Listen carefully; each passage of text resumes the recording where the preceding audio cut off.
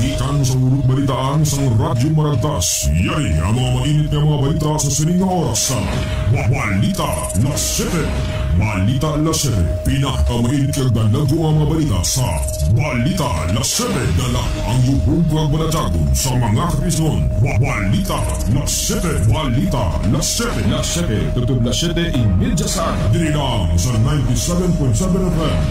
Radyo Maragtas. Kamo ang gusto. Maragtason nga oras sa alas 7:12 sa aga. Welcome na sa pagpangalagad sang Maragtas Balita alas 7 alas Orpet sa 28 karon sa bulan sa Oktubre 2025 adlaw sang Martes. Kagkaron sa aton nga mga headlines sa dalakuan nga balita lokal. Headlines: CRL Group provider sang hemodialysis machine sa Mambusaw kag Senator Gerardo Memorial District Hospital nagpermahanay na sang Memorandum of Agreement sa taladapan ni Governor Castro. Duga nga food pack sa Banosang Ibisan gindulong sang task force pagdumdum. 32nd Cooperative Month gintambungan ni 1st District Congressman Howard Ginto. Maduagon nga bag-o nga Kapitolyo Provincial barantayan sa Disyembre. 31 anyos nga lalaki pilason matapos nga ginbuno sa Barangay 7 sudad sang Rojas. Banggay nga nasapuan sa suba sa Banosang Dao amo ang lalaki nga ginkastigo kag gintagbong sa suba sa Banosang Tapal. Balita Regional Headlines: Probinsya sang Aklan ginkilala bilang Special Local Government Unit, Province Category sang Police Regional Office 6. P-Volks wala ginadula ang posibilidad sang mas mabaskog nga paglupok sa kanlaon kag Taal. Balita National Headlines: Pagsugod sang amihan season, formal na nga gindeklarar sang Pag-asa. Balita International: Gismel ka mga pumuluyo sang India ginpang-evacuate bangod sang pagbaskog sang Cyclone Monta. Turista patay sa mahulog sa perimeter wall sang Maragtason nga Pantheon sa Roma. Business Balita Headlines: Mga reforma agud mangin barato ang bugas sa pungsod ginapadasig sang DA. Sports News Headlines: Alex Yala kag katandem nga si Chan Hao Ching sang Chinese Taipei nalotos sa Hong Kong Open. Entertainment Balita Headlines: Anay aktor kag public servant kasi Patrick De La Rusa nagtaliwan na. Bate naman ang pinakaulhing lakat sang panahon live direkta sa aton nga Pag-asa Weather Center with Pag-asa Rojas. Ini nga pagpangalagad buylog nga ginadulong sa inyo sang Amigos Herbal Coffee Mix. Ang aton sini nga kape nga may 15 ka active herbal ingredients. Kag syempre ang aton nga food supplement ang DTX 500. Ari na, ginapakilala, Amigos Skinnick Herbal Coffee. Amigos Skinnick Herbal Coffee. Ako si Sam Grande, isa ka call center agent. Sa una, alinig din ko bayo.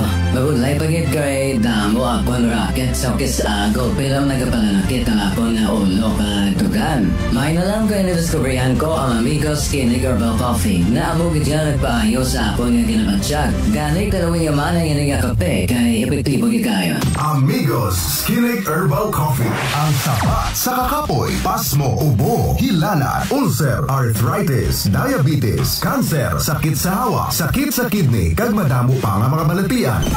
Amigos Skinnick Herbal Coffee. Maayo para sa mga nagkalain-lain nga mga komplikasyon. Amigos Skinnick Herbal Coffee. May mangosteen, green coffee bean, Garcinia Cambogia, ampalaya, green tea, guyabano, ginseng, psyllium husk, spirulina, stevia, vitamin C, kag L-carnitine. Amigos Skinnick Herbal Coffee. Manamit na, natural pa. Mapakal sa tanan nga mga butika sa inyong lugar. Punggod kag rashes? Mag DTX 500. Ang DTX 500 mayara antimicrobial property nga halin sa ampalaya nga nagabulig paayos sang punggod kag rashes. DTX 500. Bakal na sa mga butika. DTX 500. Ako si Nelson Herrera sa Presidente Ruas Capis. Miyara ako balatian sa mata pero milan na ako rapora kang tama kahapdi. Pero sa nakainom na ako sa DTX 500, nagklaro na nga akong pananawan maayog ng DTX 500. DTX 500. Bakal sa mga butika. DTX 500. 97.7 FM. Radyo Maragtas. Kamo ang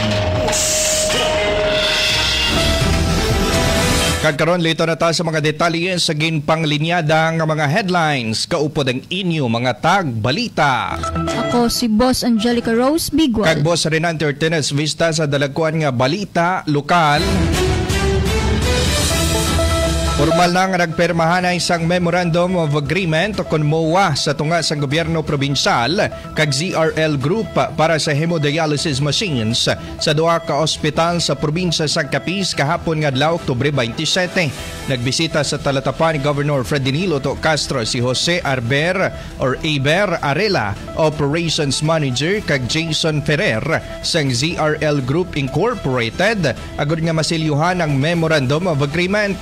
Matandaan nga sa tinalikdan nga Marso 24 sining nga tuig gininaugurahan ang among mga dialysis centers sa Dao District Hospital kag Mambusaw District Hospital nga may pondo nga 30 million pesos kada hospital nga sarang nga makahatag sa masobra 30 ka mga dialysis machines. Ginsiling sadto ni Governor Castro ang handom sini nga mahatagan or mahatag ang madugay nga mga ginapangayo or ginapangamunyo sa mga kapisnon nga dugang nga mga pasilidad para sa pag-atipan kag pagtatap sa mga pasyente nga nagakinahanglan sang dialysis. Ang pagpermahan ay sa tunga sang gobyerno probinsyal kag ZRL Group Incorporated ang nagapakita sang pagtuman sang sadtoan ay isa lang kadamgo sang gobernador nga sa karon nangin realidad na. Panibago nga mga food packs ang ginpanagtag sang Task Force Pagdumdum sa Banwasang Ibisan kahapon nga adlaw Oktubre 27, 2025. Inikabahin sang ginhinyo ni Ibisan Mayor Felipe Neriap kay Governor Ferdinand H. Castro nga duga nga mga food packs para sa mga coastal barangays sang Ibisan nga naapektuhan sang pagbinaha. Personal nga ginpadulungan liwat sang gobernador ang amo nga banwa agud idulong ang duga nga mga food packs nga nagikan sa Department of Social Welfare and Development.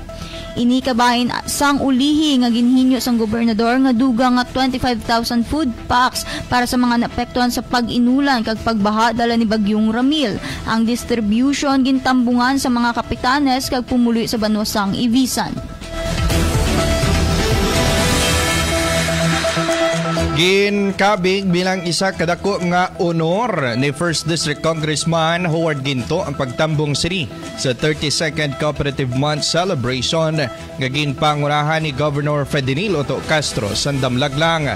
Ginrepresentar ni Anay Board Member Ricky Martin ang gobernador kaupod sanday Vice Governor James Mitang Magbanwa kag Board Member Cecilio Ficundo nga amo ang chairman sang Committee on Cooperatives. Ginpasalamatan man sang kongresista si B4 Regional Director Ms. Rimia Apari, Department of Trade and Industry OIC Ms. Maria Ninda Tamayo, CDA Regional Director Mr. Antonio Escobar, Director sa Bangko Sentral ng Pilipinas nga si Ms. Ana Clara Oviel, Department of Agriculture Regional Director Mr. Dennis Arpia, kagda Regional Director Region 6 karaghatag sang ilang ation agod nga mapamatian ang tingog sa mga cooperative members. Ang madinalagon nga pagtililipon ang natigayon man sa presensya sang nanari-sari nga mga kooperatiba kag mga municipal kag city officials sa bugos nga probinsya sang Capiz. Sila ang nagserbi nga tingog sang mga kooperatiba sa bugos nga pungsod. Balantayan ang madinuagon nga bag-o nga Kapitolyo Provincial sang Capiz sa inisyal nga pagbukas ni sa bulan sang Disyembre kadungan man ang pagselebrar sang Pasko sang Maragtas. Personal nga ginsaksihan ni Capiz Governor Ferdinand H. Castro ang presentasyon sang CWS Service and Solution sa video mapping presentation nga punon sang kasadya kag interactive lights ang bago nga Kapitolyo.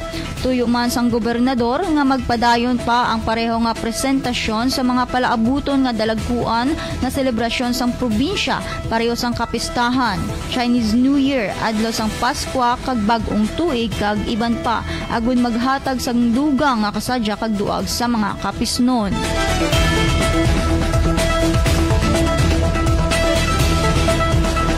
Nagangkod sa pila sa liog ang isa ka construction worker matapos nga ginbuno alas 10:15 sa Domingo sang gabi sa sitio Tambak, Barangay 7, Siyudad San Rojas. Ginkilalang biktima kay alias Ronel, samtang ang ginatudlo nga suspect ang ginkilala kay alias Willie, 45 anyos, lunsay residente sa nasambit nga lugar. Sa nakuha nga impormasyon sa Rojas City PNP, nakabaton sila sa tawag nagikan sa isa ka barangay Kagawad nga may isa ka lalaki nga ginbuno. Gilayon nga nagresponde ang kapulisan sa lugar kag nagwa sa investigasyon nga samtang nagahampang sa cellphone ng biktima. Hinali na lamang nga nagpalapit ang suspect nga naobserbahan nga yara sa impluwensya sa makahulubog ng ilimnon kag hinali nga ginbuno ang biktima. Gilayon man nga gindala sa ospital ang biktima para sa nagakaigo nga pagbulong.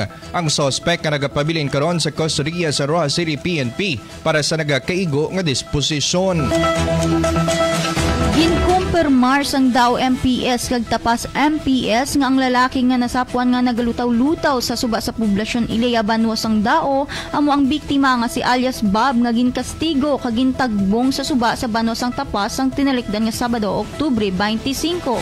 Base sa nakuha nga impormasyon sa daw MPS, ginapahayag nga pasado alas 2 kahapon sang hapon samtang nagapanagsagpang sang kahoy ang isa ka residente sa poblasyon Ilaya, hinari na lang sininakita ang bangkay sang isa ka persona. Gilayon man nga nag-report sa daw MPS ang barangay captain sang nasambit nga lugar. Madasig man nga nagpadulong sa lugar ang kapulisan. Naibaloan nga sang nabalaan sang pamilya ni alias Bob nga may isa ka persona nga nasapuan sa suba. Gilayon nila ini nga ginpadulungan kag didto nila ginkumpirmar nga ini ang ila himata. Matandaan sang tinalikdan nga Sabado pasado alas 9 sang gabi, nagpadulong ang nakainom nga biktima sa puluyan sang suspect nga si alias Glenn kung sa diin may nagluntad nga hindi pag-intindihanay nga nagresulta sa pagpangkastigo. Suno sa kapulisan, ginayad sumbag sang suspect ang biktima tubtub malipong kag ginguyod ini sang suspect padulong sa suba 100 metros ang kalayon gikan sa iyaw nga puluyan kag gintagbong. Sa karon kahunong sa tapas MPS ang suspect para sa nagakaigo nga disposisyon.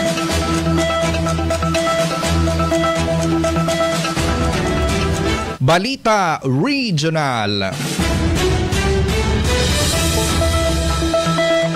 Ginkilala sa Police Regional Office 6 Pro 6 sa idalom sa pagpamuno ni Regional Director Police Brigadier General Josefino Ligan ang dalayawon ng mga kapulisan kag units sa ginpatigayon nga flag raising ceremony kahapon Oktubre 27 sa Pro 6 Grandstand sa siyudad sang Iloilo.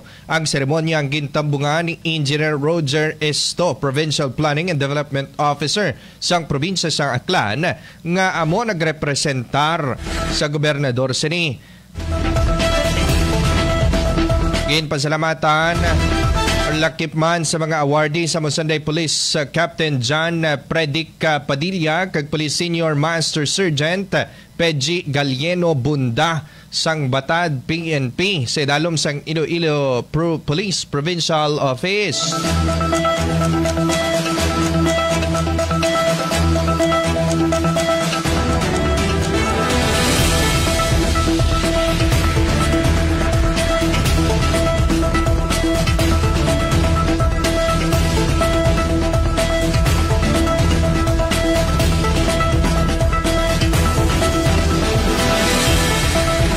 Ang seremonya nagapakita sang padayon nga pangako sang kapulisan nga palig-unon ang kaayuhan, integridad kag profesionalismo pagi sa pagpasidungog kag pagkilala sa mga tinawo sini nga nagapakita sa dedikasyon, disiplina kag maayo nga pagpanerbiso sa komunidad. Nagtambong man sa mga kahiwatan ng mga miyembro sa Pro 6 Command Group, Regional Staff, Regional Chief of National Support Units, kag iban pa nga mga key officers kag non-uniform personnel. Dako naman ang nangin pagpasalamat sang Aklan Provincial Office kung Aklan Police Provincial Office sa ginbaton nga pagkilala halin sa Police Regional Office 6.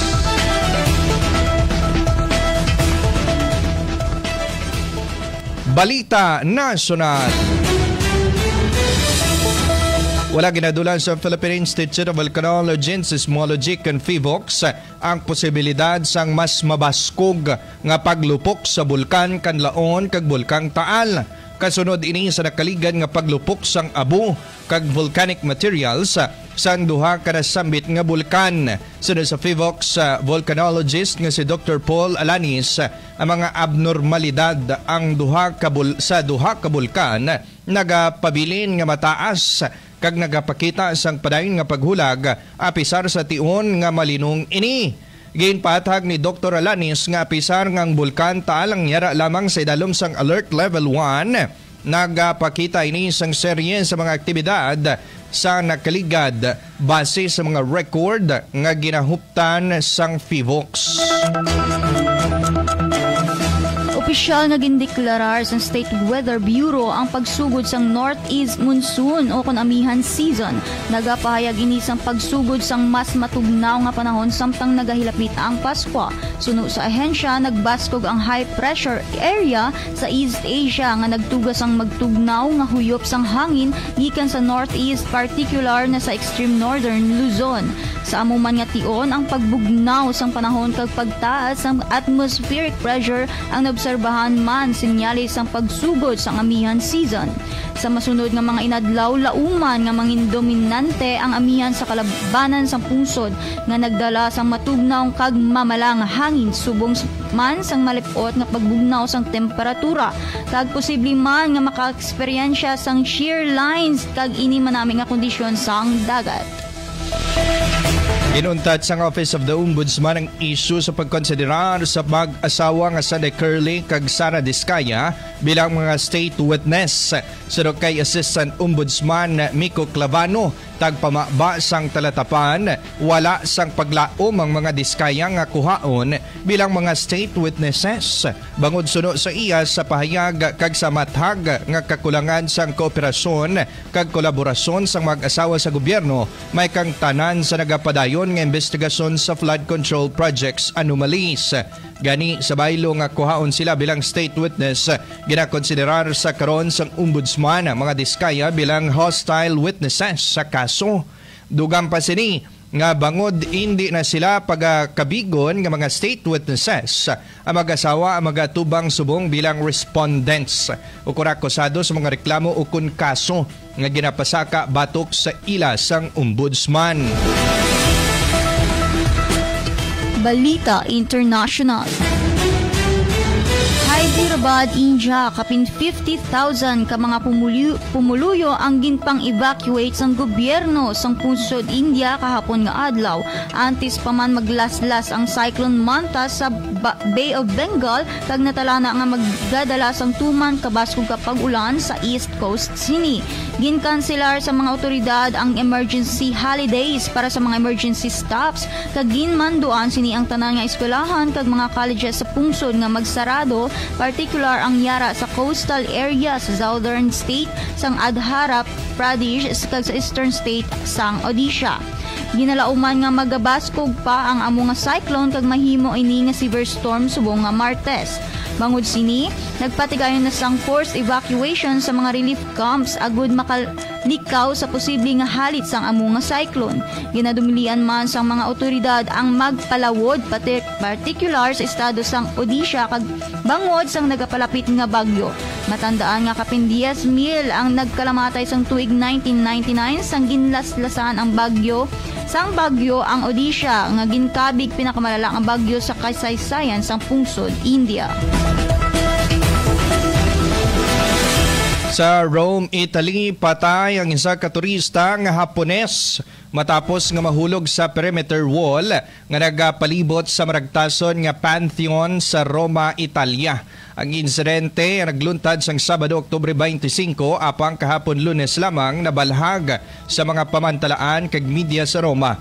Ginkilala ang biktima kay Murimasa Hibino, 69 anyos, nga Hapones, nga nadiskubrihan ang iya sini nga bangkay sa tupad sang kanal kapin 7 metros nagikan sa monumento sang Rome Pantheon kag nakita ini sang isa ka pari Sunod sa mga otoridad, posibleng nga nahulog ang biktima matapos nga nadulaan sang balanse samtang nagapungko ini sa parameter. Ginsulod naman sang emergency services kag mga bombero ang gate sang Panteon bangod sarado ini sa magluntad ang insidente. Ginapatigayo ng investigasyon sa nasambitan nga natabo apang ginapayag sa mga otoridad nga wala sang foul play. Bangod mismo ang anak ni Hibino ang nakasaksi sang inisang mahulog matapos maglain ang iya sini nga pamatsag. Business Balita. Ginapreparar na sang Department of Agriculture or DA sa pagkumpleto sa mga konsultasyon sa bug-os nga pungsod para sa isa ka malapad nga pagbago sang Rice Tarification Law or RTL.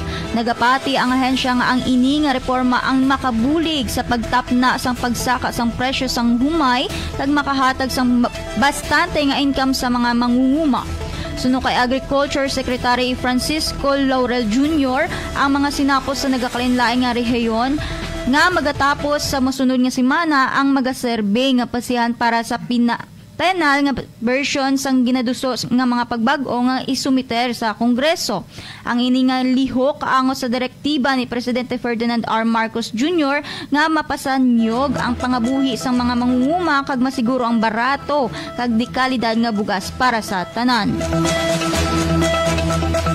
Balita sa sports. Wala malampuasan ng the Philippine tennis ace Alex Yala kag Chan Hao Ching sang Chinese Taipei ang mabakod nga tandem nanday Camilla Rakimova sang Russia kag Alexandra Sasnovich sang Belarus sa women's doubles round sa 16 sa ginahiwat nga 2025 Hong Kong Open. Ang duha naluto sa score nga 3-6, 6-1 kag 10-7 sa unang round sang Sambua. Nagapangibabaw pa ang duha si Yala kag si Chan apang natigayon nga makabawi ang Russian kag Belarusian sa ikaduhang round. Tub-tub dalayo na nga nadominar ang ikatatlong set sang Sambua. Samtang si Alex Yala ang magapabenturar sa iya sining singles campaign subong nga Martes, Oktubre 28 batok kay world number 79 Cathy Bolter sang Great Britain. Entertainment Balita. Nagtaliwan na ang aktor kag anay board member sang Mindoro nga si Patrick De La Rusa. Ang iya pagtaliwan ginkumpirmar sang Provincial Information Office sang Oriental Mindoro kahapon nga adlaw Oktubre 27 paagi sa Facebook sa diin ginpahayag sini ang ila kasubo kag pakighunong sa pamilya sang aktor. Magluwas sini nagpost man sang iya pagdumdom kag paghanduraw ang gumangkon ni De La Rosa na si Joram De La Rusa Garcia may kaangtanan sa kamatayon sang aktor. Madumduman nga si Patrick ang nakilala sang dekada 80 tubtub 90 bilang kontrabida sa mga pelikula nga Kristo, Suspect, Ping Lacson, Super Cup kag Ex-Con. Ginbayaan siniyang kabuy artista kag politiko makalipas mag-migrate sa Amerika kag didto na ini nadulaan sang hulam nga kabuhi. Wala gin detalye kung ano ang kabangdanan sang kamatayon ni Patrick De La Rusa. Kagaron sa pinakauling lakat sang Prahon Live direkta sa aton nga Pagasa Weather Center with Pagasa Rojas. Mangin kaupod naton si Pagasa Jerilyn Olmo. Good morning. Maayong aga sir, araton latest forecast sa subong nga adlaw ang aton low pressure area ginabulubanta base sa available data nga ara sa 275 kilometers east of Pag-asa Island, Kalayaan, Palawan. Kag nakapaloob ini sa Intertropical Convergence Zone or ITCC nga nag-aapekto sa Palawan, Visayas, kag Mindanao. Samtang shoreline naman ang nag-aapekto sa eastern section of Northern Luzon, kag northeast monsoon naman ang nag-aapekto sa extreme Northern Luzon. Diri sa Western Visayas, ilabi na diri sa probinsya sang Capiz, magapangibabaw sa gihapon na magalumon, tugtog magalumon nga kalangitan nga may mga isolated rain showers, pagkidlat kag panagubangod ini sa ITCC. Magadalas ang mahina tugtog makasarangan nga hangin magahalin east kag magadalas ang makanek tugtog makasarangan nga pagbalod sa kadagatan. Ang antad sa atong temperatura nasa 25 to 32 degrees Celsius kag aming pinakauling nilakat sang panahon gikan diri sa Pag-asa Roa City Charing Officer. Yes, Ma'am Je. So, bali report sa Pag-asa gabi. Amihan na gid kita yan, no? Yes, sir. Anong i-expect naton sa amihan season, Ma'am Je? Mag-expect ito, sir, nga magdamo ang pag-ulan diri sa aton kag ang malamig nga hangin, sir. Wala makita sang may gina-monitor karon nga bagyo, no? Or low pressure sa guwa kag sa sulod? Ang atong nga gina-monitor, sir, nga low pressure yan dahil ara na sa Palawan kag possible ini nga magalusaw or magagwa na sa park kag nubo ini ang chance nga may low pressure area, the rest wala na. Grabe ang ulan diri kagapon sa Rojas City. Ano ang nagakos sang pag-inulan-ulan gihapon diri sa Capiz, ma'am? ITCC, sir. Kay ang ITCC lapit sa Visayas kag Mindanao, sir. Ma'am Jerilyn, madamo gid nga salamat, halong kamo dira. You're welcome kang maayong aga, sir. Thank you gid siliwat sa aton nga Pag-asa Weather Center with Pag-asa Rojas, Pag-asa Jerilyn Olmo. Thank you gid sa aton nga mga tagpamati. Boss Margie Luda Bayot, good morning. Josefina Nining de la Cruz, nagapamati man. Blessed Tuesday, watching live from Barangay Bolo, Ilawod, Rojas City. God bless you always. Keep safe everyone. Grabing baha. Kahapon may mga reported kitang area dira sa City Hardware, Tubangan, dira sa Lawaan. Dira sa Barangay Tiza, no? Pero mga knee level malanto taga-tuhod or tunga. Huwag ganing kabot sa tuhod. Passable man kahapon ang area. Pero siyempre hassle ganyan sa mga residente dra. Boss Jane Domarado Storke, good morning. Richard Susana Sevilla, good morning, watching from Novaliches, Quezon City. Rosario Lucas, Angelica watching in Bituon, Ilaya Cuartero. May fan ka na, Boss Angelica, ho? Bermeo Lors, Mariza Estorque, good morning. Nelly Arcete, good morning. Boss Angelica Rose. Okay. Leia Baez, good morning. Thank you man. Boss Reynold Lorico Donato. Si Boss Angelica mo nang ilang ginakuan, ho. Thank you again sa mga nagupo diri sa aton sining pagpangalagad sa aton sining Christmas countdown.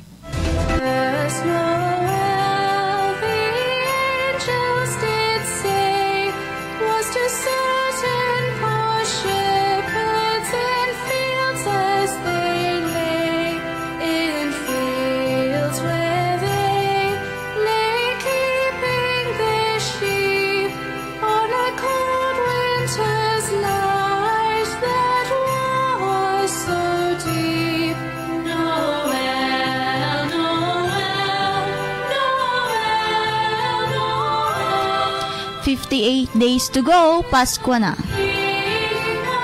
Kapod sa aton technical side, si Boss Sander Neil Tukong, iri si Boss Renante Ortinas Vista. Kagini si Boss Angelica Rose Bigual. Para sa 97.7 FM, Radyo Maragtas, mayong home kagbalatsagon kamo ang Bosco.